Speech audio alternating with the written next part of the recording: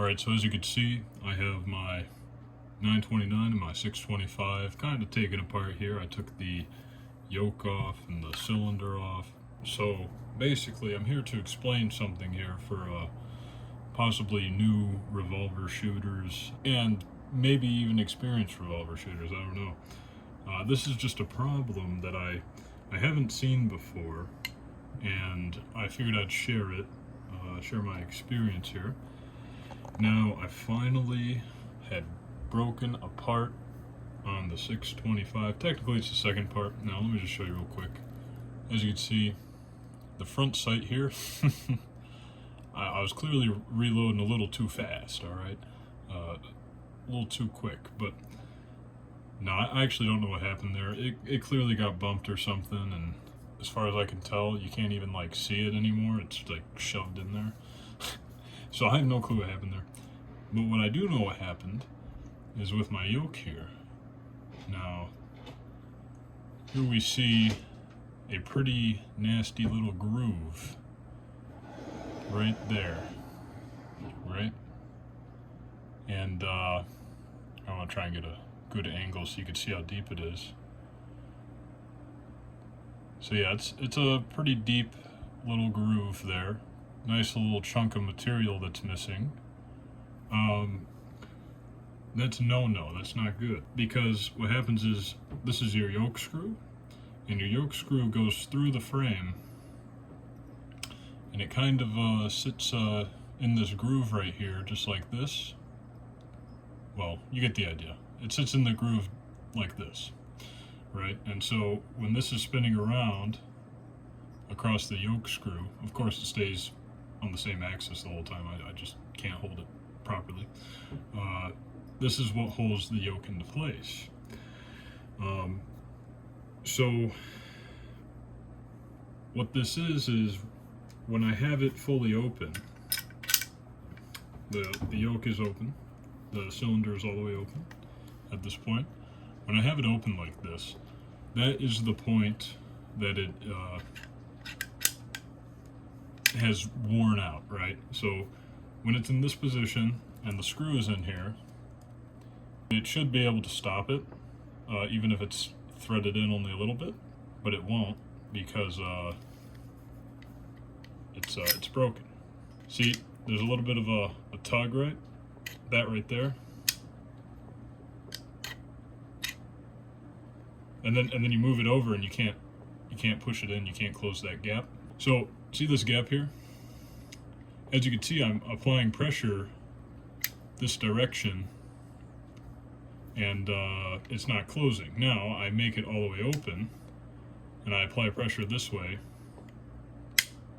and sure enough it closes. So that's a demonstration of, you know, kind of what's going on here in its current state. And it's actually how I discovered this, because I couldn't close my cylinder, and I looked down and I realized the gap, and I was like, oh no, you know, I had no clue what happened. Luckily it's just this isn't a super big issue.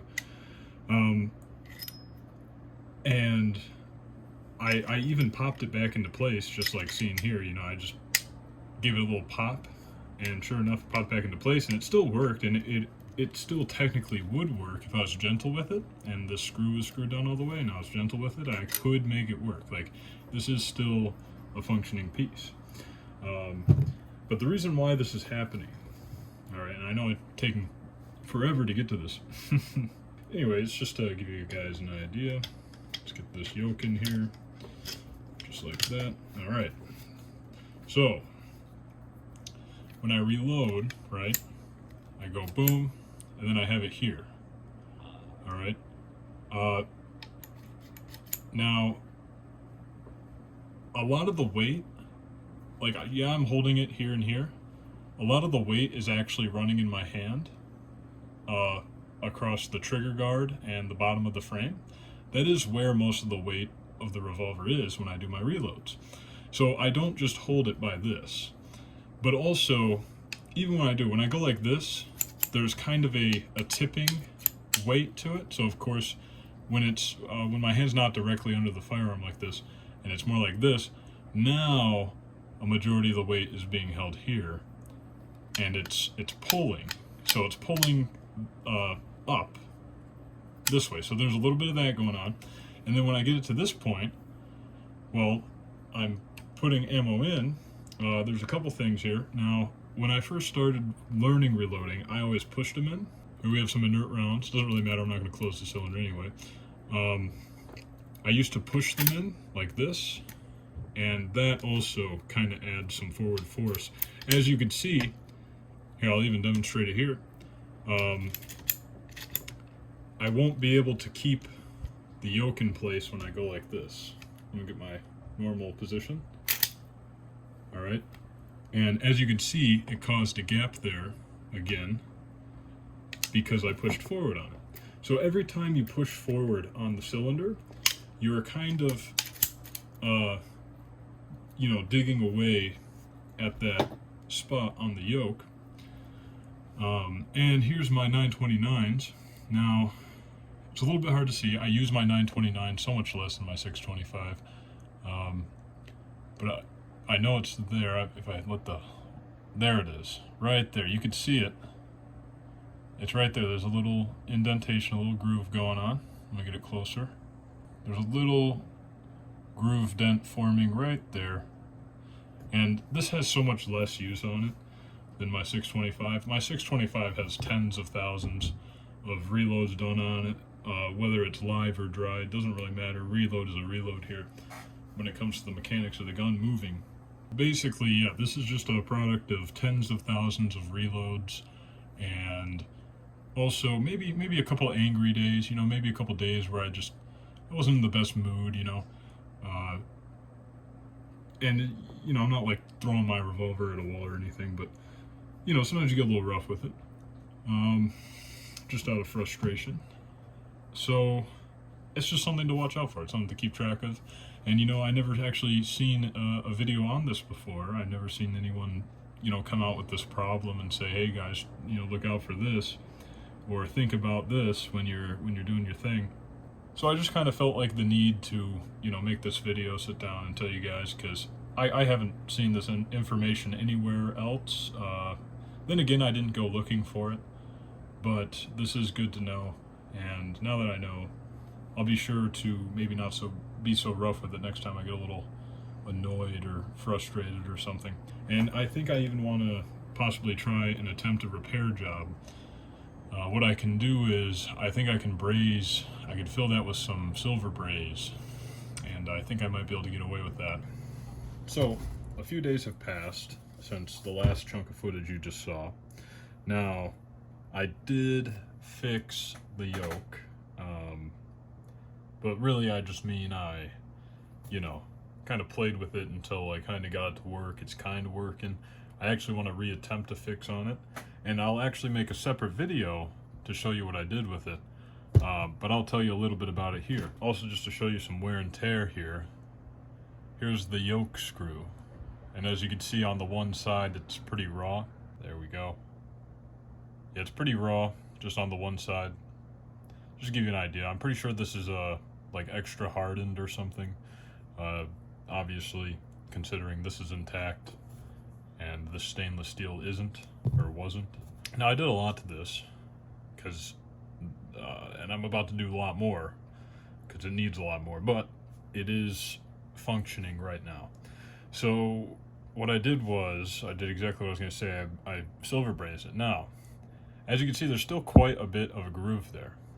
The reason for this is the fact that I got the steel too hot, and what happens when it's too hot is the silver braze kind of likes to just jump off the hot spot, and it'll jump off, and then it will stick to whatever is not too hot.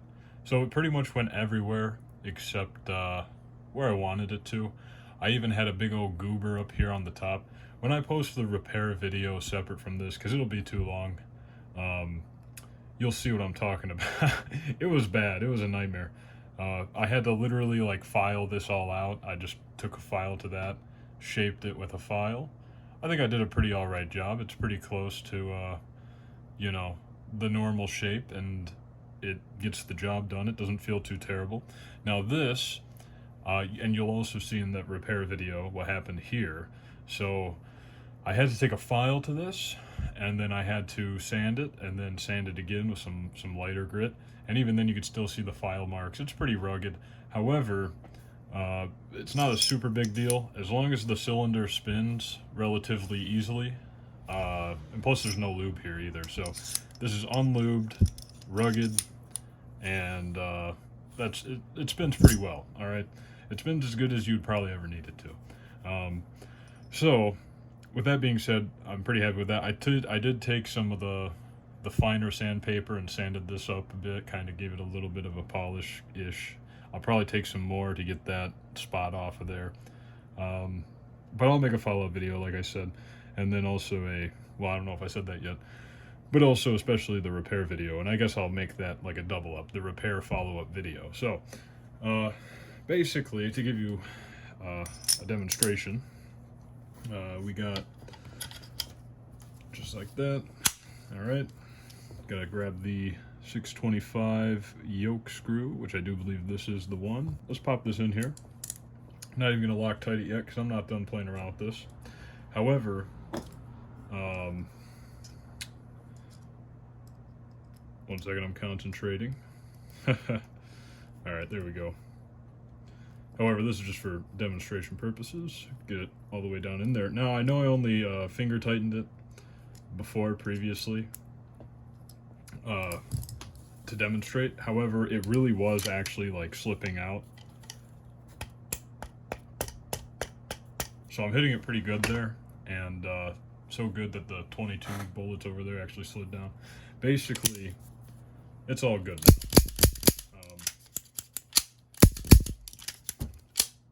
It's as good as I need it to be. I think this is good to go. I am going to make it a separate video, the second attempt and the first attempt of actually brazing and fixing that. And I feel like now that it actually has some braze on there, that's kind of what that brass colored stuff was. That was the braze, the stuff that was in the groove. Now that it's actually there, what I'll be able to do now, oh yeah, I forgot I put the yoke screw in. What I'll be able to do now is I'll be able to actually gauge, you know, how hot I'm actually running, considering it's steel, because what will happen now is once I get it to the melting point, I'll be able to clearly see all this other braze up in here.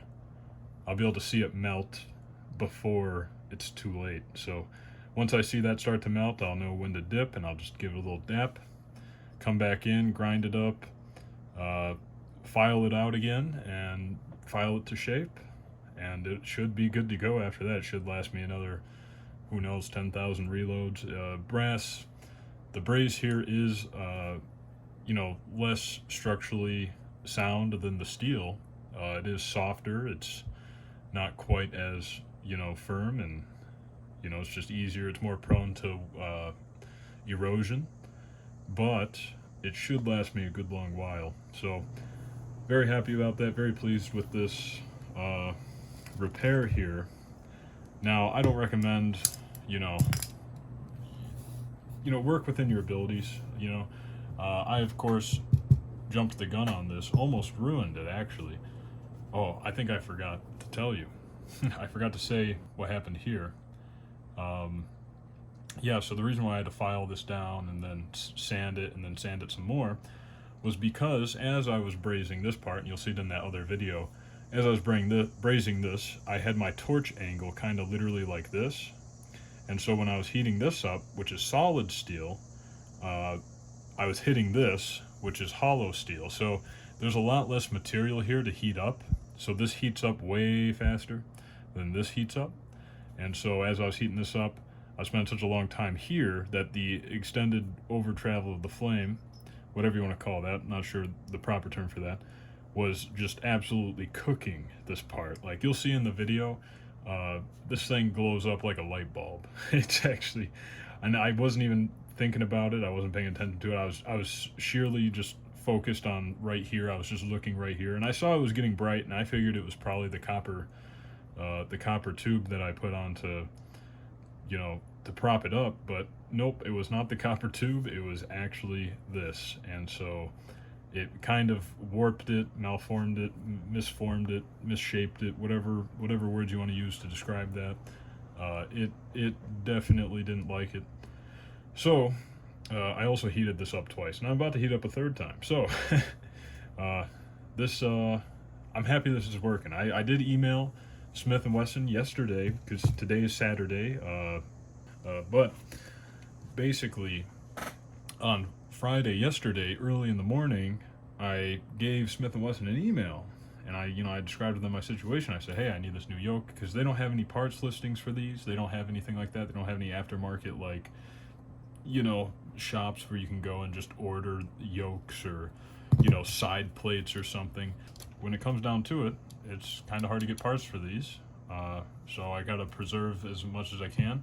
Smith & Wesson didn't get back to me yesterday, even though their customer service ends at 8 o'clock. I probably messaged them at like 7-ish. I don't know. Maybe they'll get back to me on Monday. And if they do, I mean, by all means, I'll buy a brand new one, because I need it anyway. You know what I mean? Like, I'll just have this as a backup spare, and that'll be a great thing just to have in my arsenal here. So, with that being said, I gotta wrap up this video. Just keep an eye out on your revolvers on the yokes, because this has been definitely an inconvenience. It's kind of been fun. I will say I've enjoyed my time spending on repairing this, and probably the future time I spend on repairing that. However, I prefer shooting a lot more and dry firing a lot more than doing this. So, but yeah, hope you enjoyed. Peace. I have a light. I'm not taking advantage of it. All right. I'm not sure the exact date. I couldn't tell you. I'm too focused on my reloads.